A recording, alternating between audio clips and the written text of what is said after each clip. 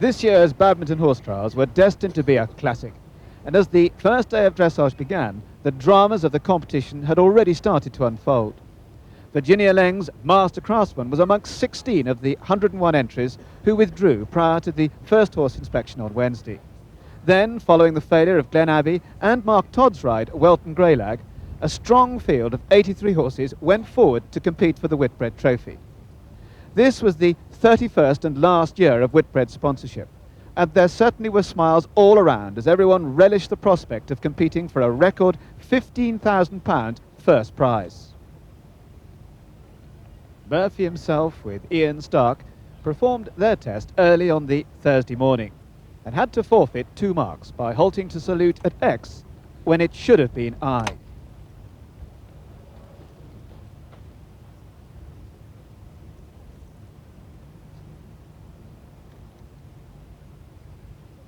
Murphy produced one of the best tests of his career. It was a truly impressive performance, powerful but controlled, and with smooth transitions between the well-marked paces. The judges, Dr. Springorum, Mrs. Isabel Reed, and Count Pocci, were not so impressed and marked it with unexpected severity.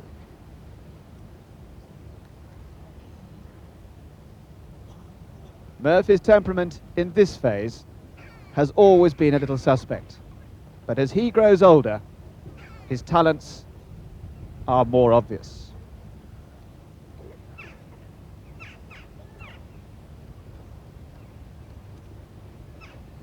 The dressage test at international level in its second year, now becoming a lot easier for the competitors' ride with experience behind them, and really beginning to get the very best out of the horses in this FEI test.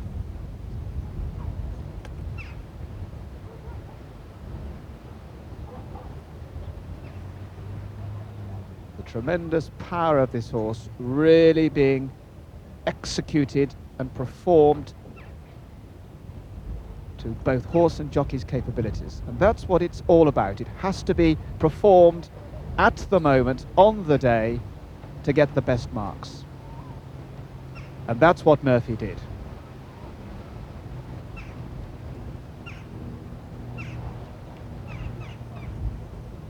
Undoubtedly he was fortunate to have a quiet morning without a large audience, and that was a definite advantage.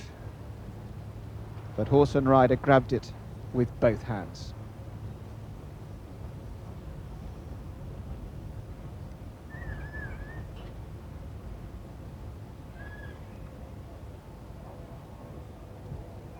Mark Todd was obviously disappointed about not riding Welton Greylag, but he was able to display his unique qualities once again with the chance ride of Mrs. Mary Patrick's Just an Ace, who should have been ridden by Robert Lemieux, but who had unfortunately to withdraw following a fall at the South of England Horse Trials where he broke his collarbone.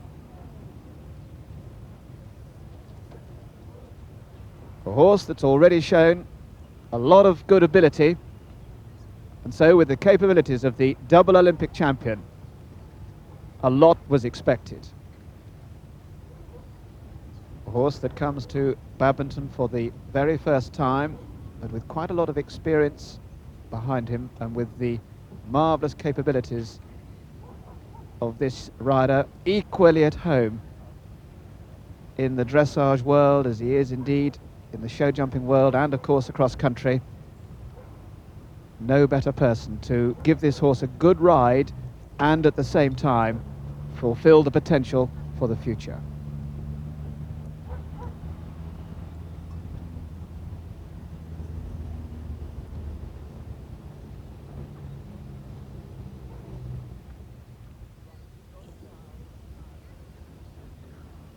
Rodney Powell and the Irishman looked the part right from the very beginning.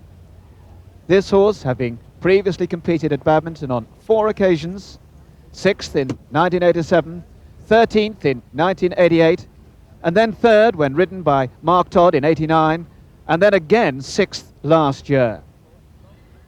Rodney, like so many people in this sport, lost his sponsorship deal last year, and he certainly had his eye on the first prize. Had a lot of disappointments, has put all those disappointments to very good effect, and thanks to the backing of Pammy Hutton in the dressage, now is capable of being with the very best at the end of the dressage phase. And 1991 was no exception, with Rodney in 6th place on 54.8, poised right behind the very best. Not the easiest of horses to work with, his shape not ideal for the dressage phase, but they now have an elegance and a calm which is so important to bring out the best when it really matters.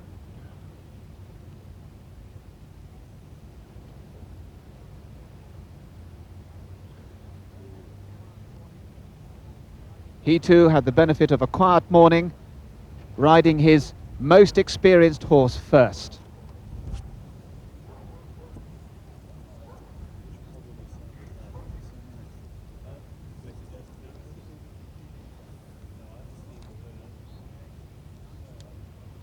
Rodney showing the nice change of paces as well as the accuracy, which was being marked very closely by the grand jury.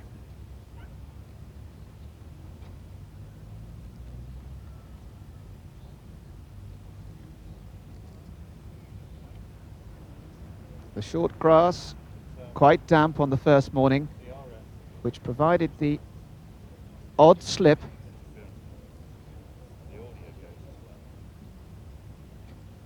But the conditions on the whole were perfect.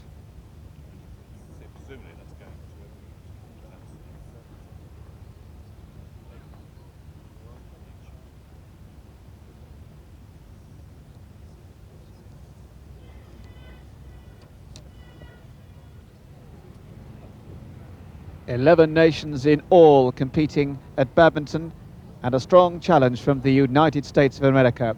Wilton Fair, who won Burghley in 1987 with Mark Todd, now ridden by David O'Connor. And they did a very calm and flowing test to take the lead by 0.8 of a penalty from Murphy himself. The partnership that won the major trial in the United States of America last year showed a lot of promise in the World Games in Stockholm, and everything seemed set for David O'Connor to get a big result. What was quite noticeable at this stage on the first day was the variation of marks between the three members of the grand jury, but the average, of course, is what counts, and that average very much favoured the final score of David O'Connor to put him into the lead at the end of the first day.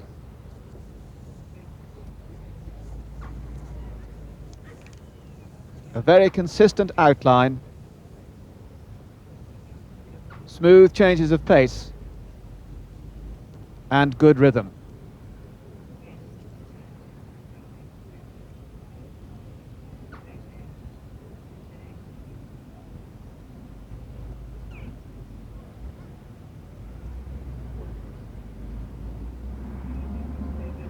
The Americans now trained by Lars Cederholm, and could they become a force with the 1992 Olympics just around the corner?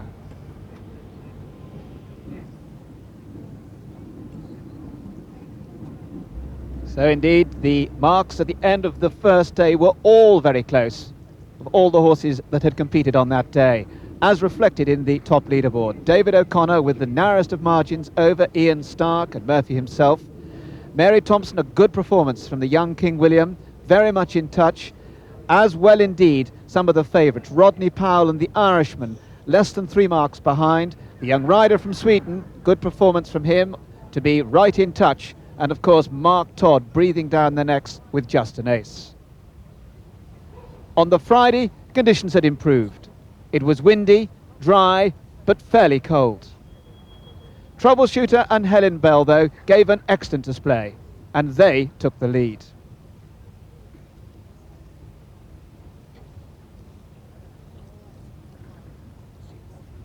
Helen, who's always seemed to find big horses, being a fairly small rider herself,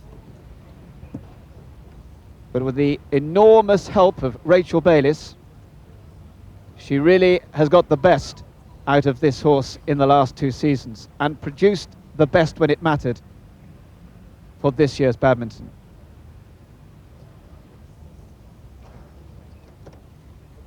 A horse that's got lovely paces, but now seems to have the temperament to produce those paces for not only an accurate test, but for a test which really catches the eye.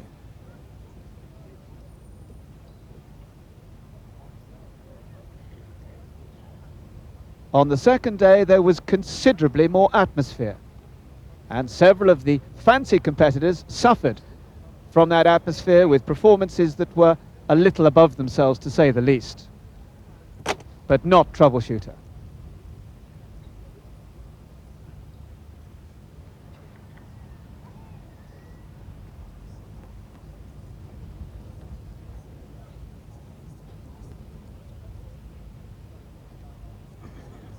And a horse is fit to run for his life with the Speed and Endurance Day awaiting. Temperament, not only for the horse but the rider, so crucial. And Helen Bell also reflected her own calm nature to create a very happy picture.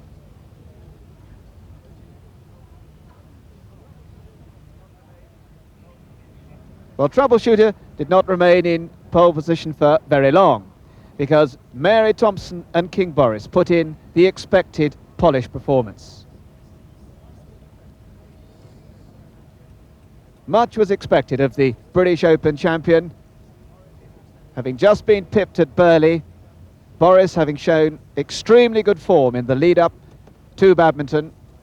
A lot of pressure on both horse and rider, but as far as the dressage is concerned, it certainly didn't show, and King Boris provided the dressage test which Mary would have wanted to try and give her the title that she's been so close to in previous occasions. Third in 1990, and of course in 1989 she was second, so it really should have been Mary's turn.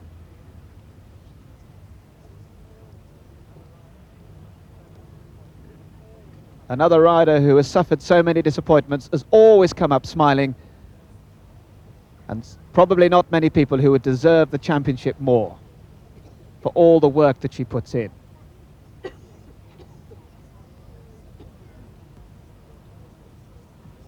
Former working pupil of Sheila Wilcox, and all the sort of characteristics that Sheila Wilcox brought to the sport, Mary has brought to the sport, and despite the one error, they quickly were back on track to provide the test that really caught the eye of the judges.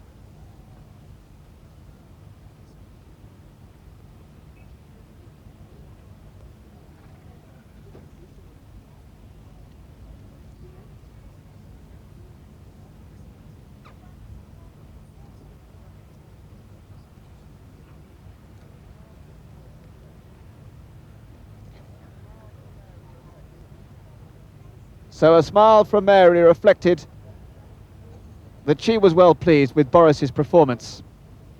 It gave them a 5-point advantage to go into cross-country day, with Mary's young horse King William lying in 5th place just behind. Helen Bell rather unexpectedly with Troubleshooter into 2nd place. Would their experience hold good for the second day? David O'Connor maintaining the United States challenge, but all eyes were on Ian Stark and Rodney Powell.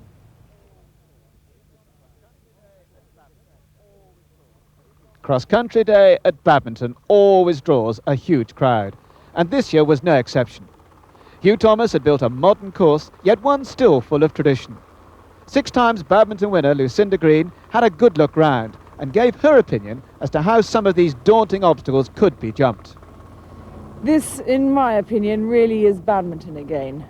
Massive fences, some extremely accurate riding is going to be needed, and some very bold horses. Several new fences, 7 kilometres to run. The weather, thank goodness, is clearing up, which will make it a little bit nicer to ride, and the ground is perfect and very fast, but it's one terrific challenge for those riders and horses. So to the course, which this year goes clockwise. So the first two fences are the Whitbread barrels, followed by the Lamb Creep, which was the second to last fence last year. Then on up that straight between the trees and turn left-handed into Huntsman's Close. A fairly straightforward fence, this pheasant feeder, but you have to be sure of your route as there are a lot of trees around. Then it's sharp right to Huntsman's Brush, which is just the same as last year's Huntsman's Hangover with the overhanging brush removed. So we come to number 5 now, which is this year called the Ha Ha Rails. Though this enormous ditch we're about to see has been here for certainly as long as I can remember, and a lot of time before, I think. The lip of the ground is a little bit difficult. As you come into it, you suddenly see staring at you an enormous 9-foot wide, pretty deep ditch with rails that go right up to maximum height, 3'11". Straightforward fence, but spooky early on, so it'll have to be a bold horse. If you haven't got a badminton horse, you'll start to know about it at this fence. Then it's on to fences 6 and 7, the Mark Davis Fund Quarry. Well, this doesn't get any smaller with the years. It's also been here for as many years as I can remember. 2 ways in, steeper drop but an easier fence because it's got a sloped uphill bit to it. This, although not a big wall, is very square, but it's a little bit less of a steep drop. Nonetheless, the horse can't see the landing on either side when he's coming into it, so he's got to take off from trust alone. This looks imposing, it looks extremely big too, but horses seem to jump really well off, much better than me, off very steep banks. They seem to be able to run up the bank and spring into the air, and although this looks big, it'll jump really well, and it's solid enough that if they do bank it, jump on and off it, it shouldn't matter. The keeper's oxes are big parallel over a ditch, 3'11" high, 5'11" wide, and then it's on to the little Badminton S. This has been built next to the site of last year's snake fence, and it's on the same difficult, rather rough terrain. This is the first fence where the rider really has to make up his mind which way to go. As the course continues on to the right-hand side of the fence is the quickest, but there's an awful lot of bumps and hollows in front of the fence to off-balance them and make them hit what is a very tall fence. I prefer to go this way, to the right of this upright, wasting only a very few seconds. A tall but not so tall fence, even ground to take off and not such a big drop the other side. This really is pretty tricky. Down here, up and off. The new Beaufort staircase, to use the course designer's words, is a technical fence. The direct route is over the palisade, bouncing down those 3 huge steps and a short stride to a second crescent-shaped palisade at the bottom. The place to jump it is very narrow and will need extremely accurate riding. The Whitbread drays are one of the traditional features of badminton. This year they are closer to the lake than they've ever been, a mere 50 or 60 yards in front of it. They in themselves aren't a particularly difficult fence, but they are maximum height, 3'11". The lake is every bit as difficult this year. It would be a difficult enough fence without the water, with this quite steep slope suddenly dropping away into the bottom of what is 2 quite big upright rails with no distance for a stride between them. I think this will cause a lot of trouble. I don't think the crowds will be disappointed. The long way around is extremely unappetising. This isn't the only problem, because you've then got to get out of the lake again too, and if you jump this 2 square on, which is how you'd like to do it, you'll simply miss the out. You've got to slightly angle these rails.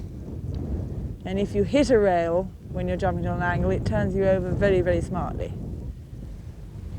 A couple of 100 yards up the hill and we come to the shooting butt, a big spread fence with a bullfinch behind. It's designed to gallop over and give the horses a break after a number of difficult fences and is a halfway mark on the course. The coffin has now been here for 2 years, and this year the rails are filled with spruce. It's not completely upright and therefore should be easier for the bold horse. Still a very difficult fence and will cause its share of refusals. With the European Championships later on this year at Punchestown in Ireland, Hugh Thomas felt it would be sensible to include the Irish bank again.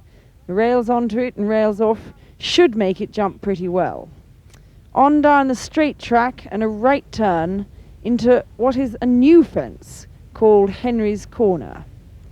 This ditch is an extension of the Vicarage ditch, and there's always something pretty tricky at this site. This is the direct line over the arrowhead, the quick route. The horse's eye is taken quite a bit by the rails on the left, and for that reason I think if I was riding it, I think I might go a little bit to the left of the arrowhead, coming in here. But it gives you a very, very wide fence, and if you deviated a tiny bit to the left, you'd be in big trouble. So it might prove prudent to go straight, but it's a very tricky line. And if you don't like it, and 3/4 of the way around, quite a lot of people probably won't, you can slow up and pop along this quite narrow bridge, which most horses should be happy to do, over the little hunting gate at the end, and right there around the back and over the corner where the two rails join.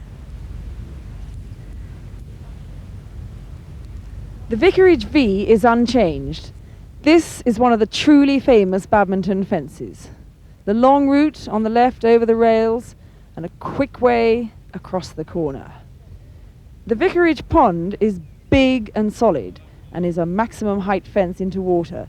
It's always difficult to predict how horses will react, but if you are going well, it shouldn't prove too difficult. The alternative on the right is two smaller birch fences into slightly shallower water. The Luckington Lane bank is unchanged, as are the two spruce hedges at Centre Walk. They've been known to catch the odd horse out in the past because the distance between them is inexact. It measures 20 metres, but it has been jumped in anything from 3 to 5 strides. Tom Smith's walls are back again this year, this time only flagged as one fence.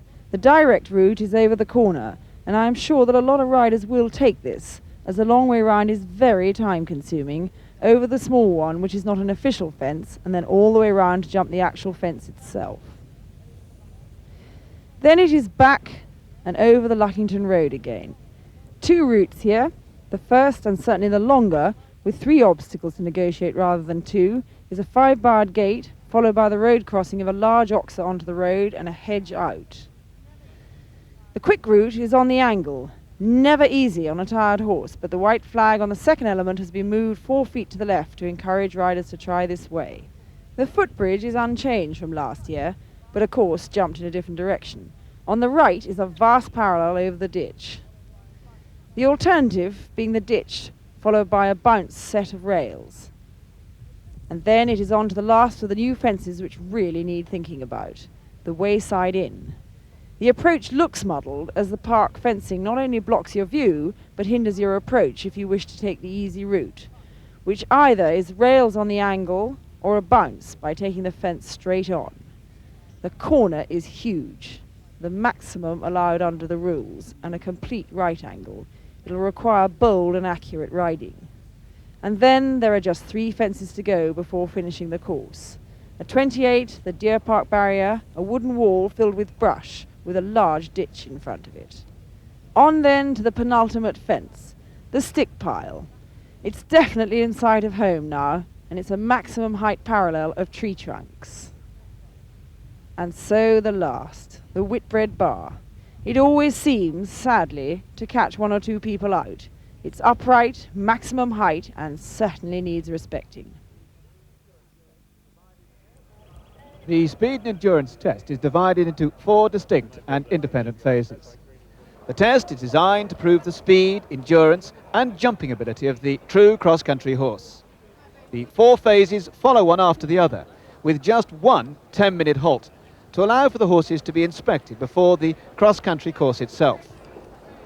Phase A, roads and tracks, was 4,630 metres, to be completed under the optimum time of 21 minutes. 4, 3, 2, 1, go! Then the steeplechase, a distance of 3,105 metres to be completed at almost racing speed, in under 4.5 minutes. The scoring on all phases is on a penalty basis, and completing any phase within the optimum time incurs no penalties. But if this time is exceeded, then competitors are penalised for every second in excess of the optimum time, with 0.8 of a penalty being added to their score on this phase. Tombo, King William and Murphy himself were under the optimum time. But Rodney Powell and the Irishman slightly misjudged the pace and incurred 1.6 penalties. This is then followed by the third phase. More roads and tracks, over a distance of 10,450 metres. And then, of course, the 7,000 metres of cross-country. 5, 4, 3, 2, 1, go. Anne-Marie Evans and Tombo had the daunting task of being the first to tackle the course. Lucinda, you've been in this unenviable position before. Yes, Mike, it's never easy going first. For a start, you've no idea how the course is going to ride, and there's something even worse, is that there's not one single footprint on the course to give you any sort of feeling of encouragement. If you go later on, of course, news gets back to the start, and you can set out on the course with the knowledge of how some of the course is riding. At this stage in the competition, everyone was watching to see how the course would ride, and good performances from this one, Tombo, Steadfast and King William, the next two to come, would have generated an air of confidence in the riders that were yet to set foot on the course. 4, 3, 2, 1, go. Good luck. I think this course can be divided into three main sections. The first part is big and bold, reasonably inviting. The second part, with the little badminton-esque, the steps and the lake, involve a lot of jumping down and is very demanding physically on both horse and rider. And then the last part, with Henry's Corner, Vicarage V, Tom Smith's Walls and the Wayside Inn, just to name the main ones, involves tremendous accuracy from, again, both horse and rider. William Fox Pitt here on Steadfast, a really aptly named horse that he has taken through Young Riders Championships the last 3 years. This horse went round Badminton last year, slow but steady and surely. And I would think a good round from him will give a lot of confidence to a lot of people. Still very early on in the course, with everyone's eyes trying to pick up the reaction of horse and rider at the badminton-esque. The general view was that most people would go on the left and waste a little bit of time, but at the staircase it was going to be a long way if they took the alternatives, but needed controlled accuracy if they were going straight. And that accuracy missing for Anne-Marie, and she paid the penalty. And that certainly wasn't the scene that the rest of the riders wanted. Second of the two Half Moon Palisades is the Beaufort staircase at 10. Steadfast over 2. 1, go. Good luck. Well, King William was the youngest horse in the 1991 field, just 8 years old, and Mary was undoubtedly trying to give this horse experience for the future. But as Anne-Marie came to the lake, there was a tremendous tension, as this undoubtedly was the feature fence of the course. Had to be attacked, but over-enthusiasm could cause the sort of dramas that the crowds were hoping for and indeed getting.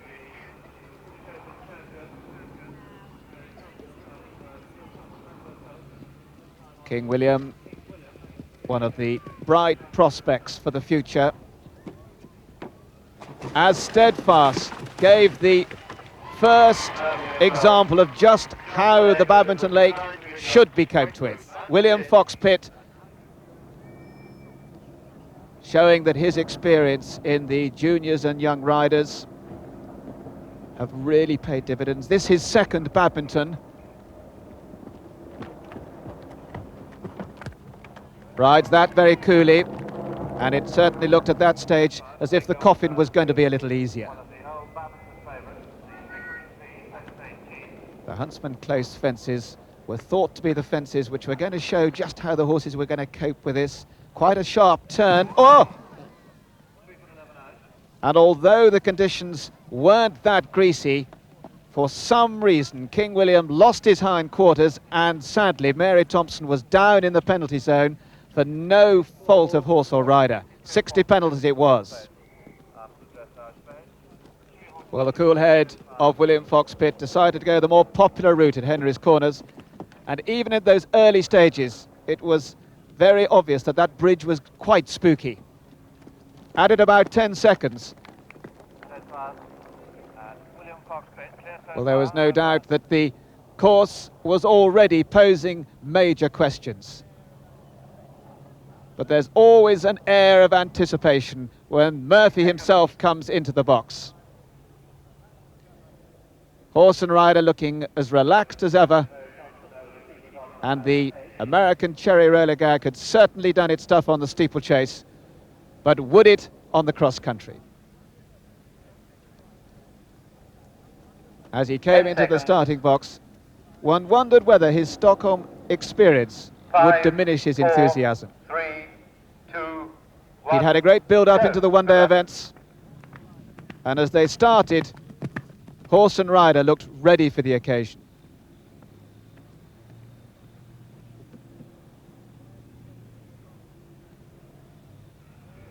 Hugh Thomas had set some fairly straightforward galloping fences for the horse and rider to really get into their rhythm, get the feeling of this course.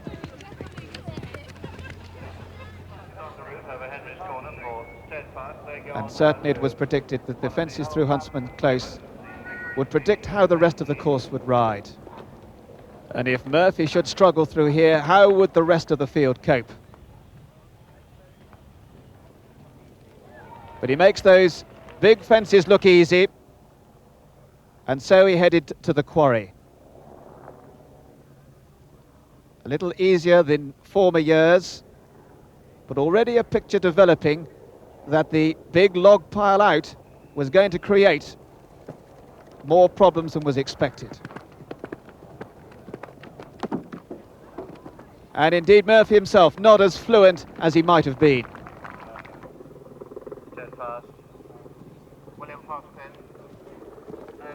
Many people predicted that Murphy himself would take the more direct route here, as the steering not as easy as some, and he did just that. But that wasn't a route for everyone. The ground very uneven. As we look at the staircase, showing the direct route with 3 bounces down and then a short stride before that bottom palisade, the long route taking an easy option at the top and an easy option at the bottom, again losing those precious seconds. Reminder that it's 0.4 of a penalty for every second over the optimum time, and that optimum time was 12 minutes 17 seconds. Now what would the big grey do down these steps? Could he show the power and the accuracy? And he did it in tremendous style, taking a stride out and bouncing through the bottom. And so a look at the lake that came next. A bounce into the water with the direct route straight out over the bench, with the alternative route very unattractive, very twisty, taking a horse right off balance and also adding a lot of time. Well, with steerage not the easiest with Murphy, Ian surely had to go the direct route. But would he show the restraint that was necessary?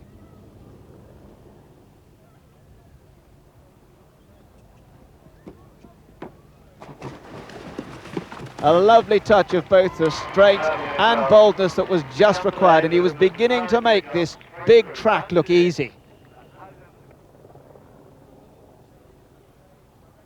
Ian in the past has taken his 2 greys directly through the coffin, one of the only riders so to do, but this year undoubtedly it was a little easier. But yet again the grey shows his cat-like ability, which makes him a true international horse. Well, the Irish Bank hadn't been in for a number of years, and that has caught the unwary in the past, but not Ian Stark this time, as he came to the Henry's Corners fence. Murphy himself Another fence where the grey may have to be taken the short route. And this would be the first horse to take this test on. The horse has to be very honest and go exactly where he's put, otherwise penalties are involved. And he made it child's play. For all the riders that were following, this performance was beginning to make their day look a lot easier. And so the problems kept coming, because the next was the Vicarage V. Again, the direct route requiring the accuracy for the corner. But of course, when you have the power and scope of this great grey, they're easy. The second water had a very upright rail in front of it. And although the grey was beginning to get strong, Ian was still able to control him, and that was the important part of this round at this point. And you'll note there how he crossed the bank on the angle. That, of course, was saving those precious seconds.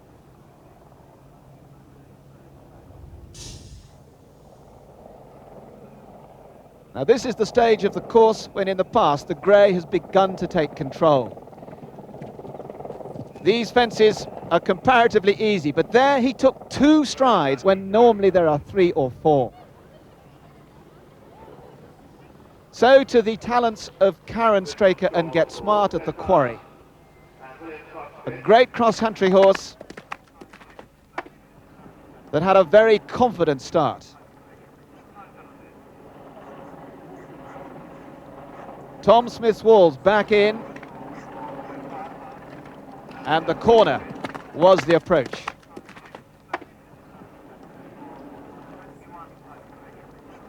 Now the Luckington Lane for the second time brings back memories of Murphy himself bouncing it 2 years ago. He'd be very lucky to do that this year and get away without a run out. And indeed he gets the striding which highlights the improved control that Ian has got, despite the grey still looking full of enthusiasm. And one is getting a picture of a class performance. Well, Karen Straker and Get Smart were trying to make up for a disappointing performance in the dressage phase, but they always have the ability on the cross-country phase. The last combination problem for Murphy himself was the wayside in. And he shows the tremendous power as well as accuracy, what the course was all about, to go across the corner.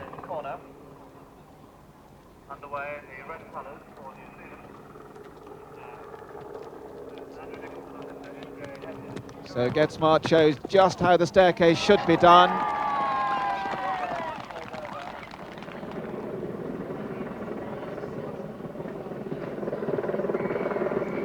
As concentration on the grey now begins to turn to the clock. Would he get anywhere near that optimum time of 12 minutes 17? Meanwhile, Karen Straker was at the lake. Never one of Get Smart's best obstacles, but they sit tight and begin to turn up the pace. The second fence from home at Badminton is a maximum fence, but built so beautifully that it looks one of the most insignificant fences on the course, as Ian Stark, virtually in sight of home, began to put the pressure on Murphy himself to get close to the time. It was this point in the World Games that Murphy himself was getting low on energy, but not today. Looking absolutely full of it, and has given a truly great display with just 4 seconds over the optimum time to give him 1.6 time penalties onto his dressage phase. Well, Karen Straker wasn't taking all the strong routes on. One of many who took the safer route through the second water fence. One of the fascinating stories of 1991 badminton was that the riders had different routes all of the way, and it was the gambling of those routes that in the end made the difference between winning and losing. And so far, Karen Straker had got that gamble right.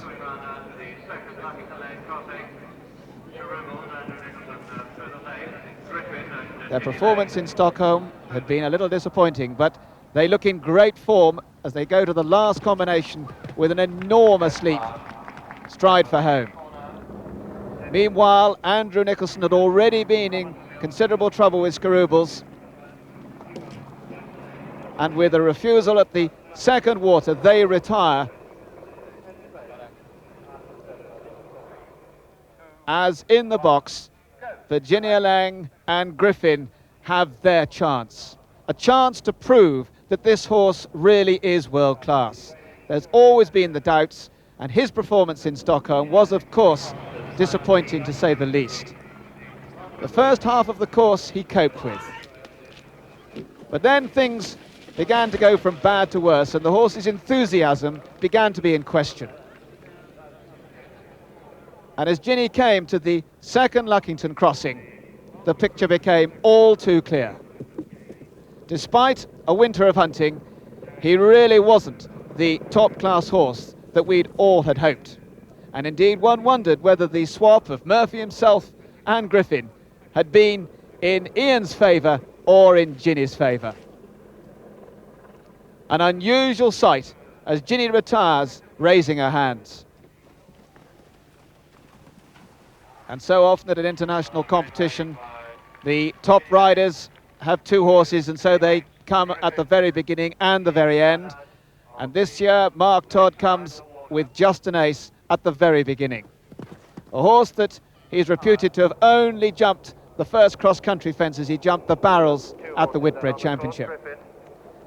With the European champion over.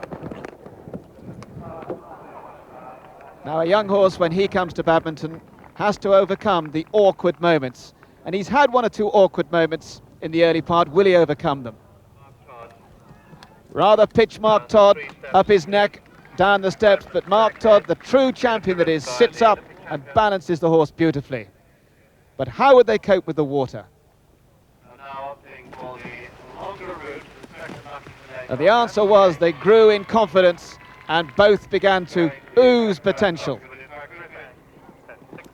Lovely young horses, only 9 years old, and interestingly enough by the same sire as the horse that Lorna Clark will be riding later on. Both these two great riders on chance rides, both by the same sires. Beautifully executed the longer but nicer way round Henry's Corner.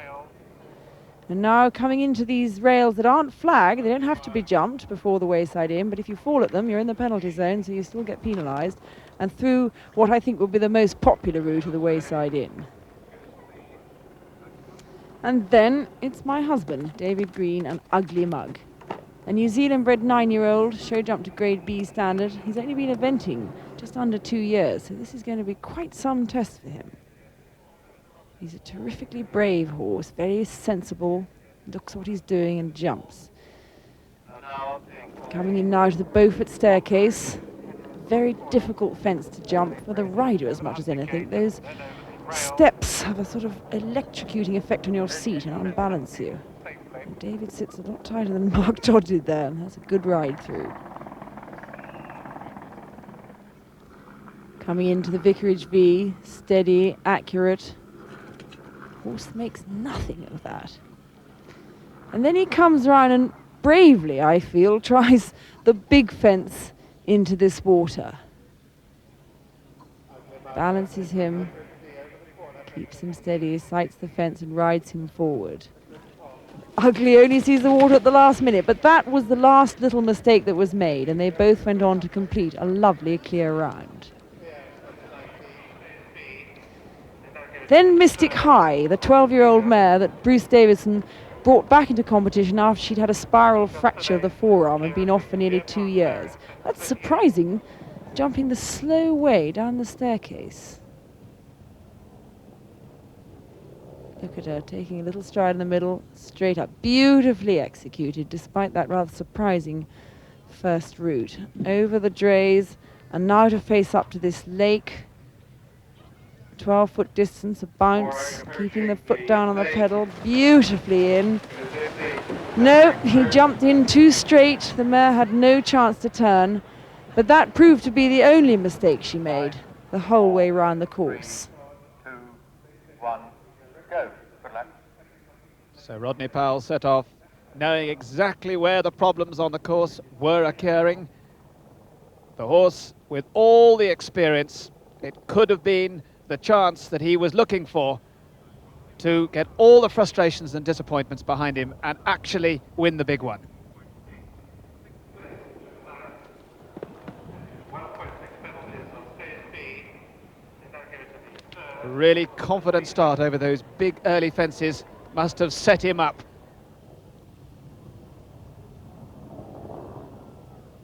In Stockholm, he chose not to follow the instructions of the team, paid the penalty, and he learnt a lot from that. And like a lot of others, not 2 foot perfect over that big log pile, but he had the experience to put that behind him and concentrate on the task ahead.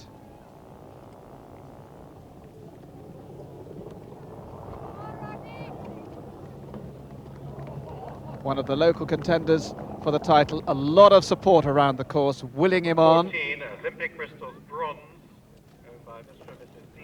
Stibber, written by Mr. Very Stibber. enthusiastically through the staircase, but Rodney holds him together, holds the line. 1.4, we're clear on the page. Second stage score, 67. As Eddie Stibber, with Olympic Bristol bronze, gets underway on the early part of the course. 2 rides with Eddie's wife sidelined. And the score for number 10, just an ace. The biggest crowd Mark Todd for New Zealand. seen of the trial so far, round the lake to watch Irishman. Penalty score 58.2. Clear as he came to the lake. 8.85 penalties. On a total second Not stage perhaps the score, prettiest, but 67. certainly very effective.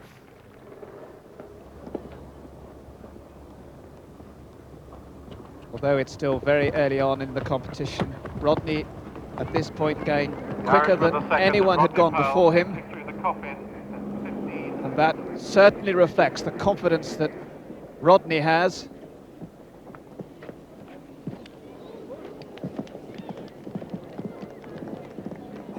And certainly it had to be remembered that at this stage there was only really 2 rounds that had made this course look easy.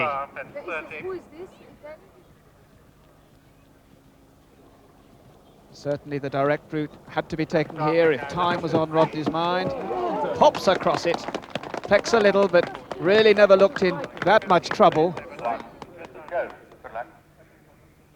As Vicky Latta and Chief started their first badminton, but 18 months in Europe has certainly made them a possible contender for the title.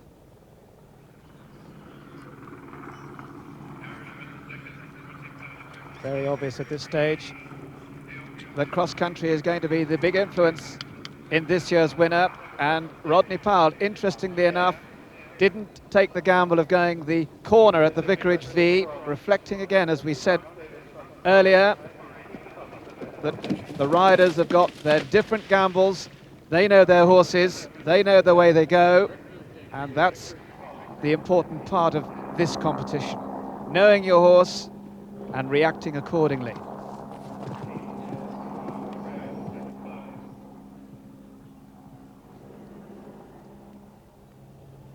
Vicky Latta and Chief, who rode in the World Games in Stockholm as an individual, but certainly look to have benefited from that experience, as they made a very confident start indeed.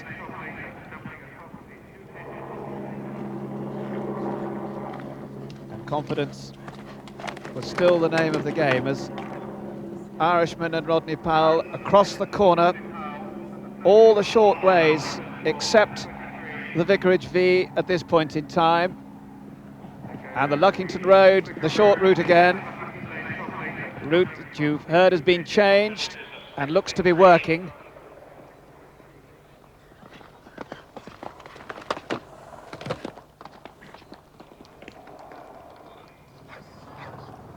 Irishman really accelerated away from the big footbridge, and he takes the safer route through the wayside in, the bounce. It hasn't the risk of the corner, and it's paid off because there's no jumping penalties, and Rodney Powell fast and clear at that point as Chief went to the lake, went a little wide. Vicky Latta grabbed the reins and Chief helped her out. But Rodney Powell came home on a brilliant round under pressure, the first under the optimum time of 12 minutes 17 to complete on 56.4 penalties and go into the lead in the early stage of the day. Chief and Vicky Latta showing the agility of this New Zealand horse through the coffin, where poor Eddie Stiver and Olympic Bristol bronze incur 20 penalties to put them out of it at the second Luckington Lane. But despite the disappointment, still very determined. Badminton had been a long-term ambition for Vicky Latta and Chief, and it'll provide a very memorable experience for them in a really good round. But Jane Starkey and Fiver will have had a memorable occasion for different reasons. Pretty sore reasons too. It wasn't to be Mary McFarlane's badminton with McLeod, but she'll want to be back to try again, that is for certain. Morag, one of the most consistent mares in the eventing world for years, set off in her normal form.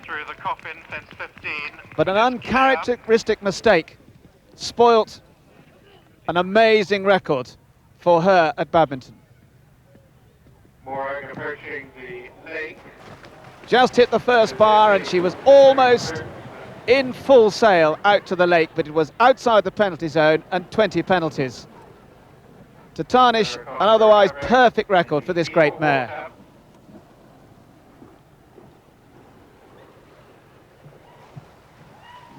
Now approaches the garden seat, the step out of the garden seat. There's no clear of the lakeside fences. 11 nations in all contested badminton this year, and France had as many runners as any. And it was Jean Tulleur and Ovette de Balang who set off in tremendous form. The Ha-Ha Rails, fence 5. Very much in a hurry and very bold. Would it pay? Jean Tulleur, who's been the French champion for a number of years and has promised so much on the international scene in recent times without really fulfilling that promise. But in fact, they completed a very worthy performance indeed to jump clear in a good time and finish in 16th place after the cross-country phase. Well, Tim Randall suffered the disappointment of not getting round his first badminton, but that made him all the more determined at this, his second attempt. Legs 11 and Tim have always looked a very useful combination since their young riders' days, and this time he really used his head and emerged unscathed, just even though he did take the long route through the water. One of the only combinations to do so, and it shows a very good example of the energy and the difficulty that that longer route proved. But the all-important point was that they were still clear. And indeed, Tim and Legs 11 completed a clear round with only 14 time penalties to record a performance that undoubtedly will catch the selector's eye.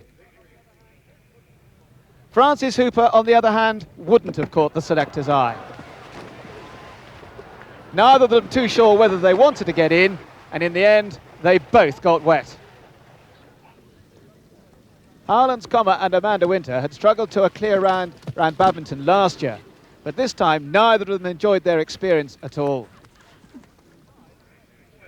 Fate wasn't on the side of Becky Warner and Cheeky.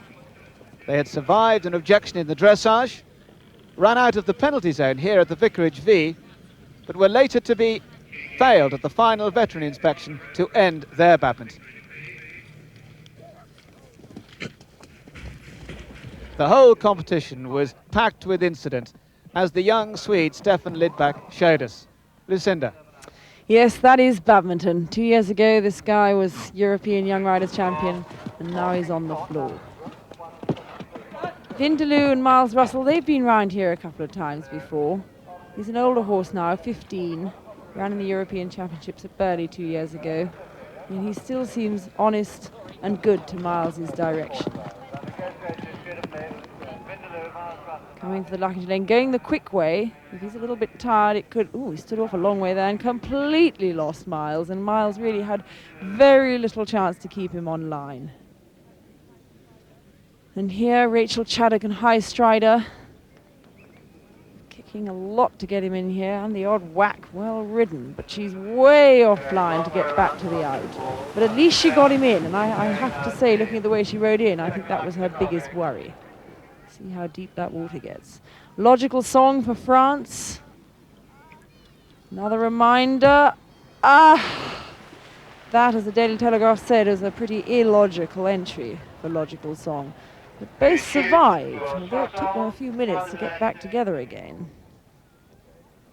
And Claire Bowley was not far behind them on Fair Share. She led the cross-country last year, and she's going extremely well again, and fast this year. Steadying now, she comes round for the easier way into the second water. And another one that nearly went here. She's stuck very tight, actually. But just in the front of her is the Frenchman on Logical Song, and she is gaining on him, but she can't get close enough to overtake. Fair Share used to be a racehorse, so this will not be a very helpful thing for his concentration, having a horse so close in front. Some people may think it's great, gives them a lead, but I don't think that's what Claire and Fair Share need at this point. On the left at Luckington Lane, we have Claire Bowley attempting the fast route. Nope, she has to swing back off it as she sees the Frenchman going the slow route. She would have had a collision with him if she'd kept her line. So she comes round and does the longer way, and inevitably will have wasted some time. I'll tell you what is impressive is the way she's kept her head through this very, very difficult situation. And so Lorna Clark started her 26th round around Badminton on Mr. and Mrs. John Huntridge's King's Jester.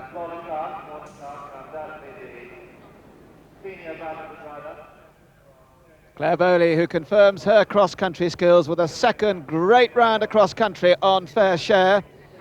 And despite the frustrations caused by Pascal Leroy, still finished with a good time. But the ground jury took 15 seconds off for her inconvenience, and she ended with just 2.8 time penalties to lie in 4th place. Well, King's Jester and Lorna, a brand new partnership, and they'd be looking for confidence over the early part of this course. And over the early fences, certainly not altogether. Formerly very successful with Jane Thirlwell, and Lorna with all the experience, coaxing the horse to begin to enjoy this cross-country, as undoubtedly he can. But it is a team sport. They have to work together.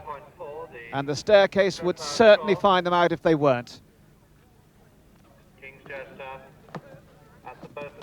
And suddenly, through the great skills of Lorna, they begin to look a team. They pop down as neat as anybody. Well, the success of the World Games in Stockholm has encouraged the Swedish nation even more. And this is one of the young guys helping them, Erik de Vander with high T.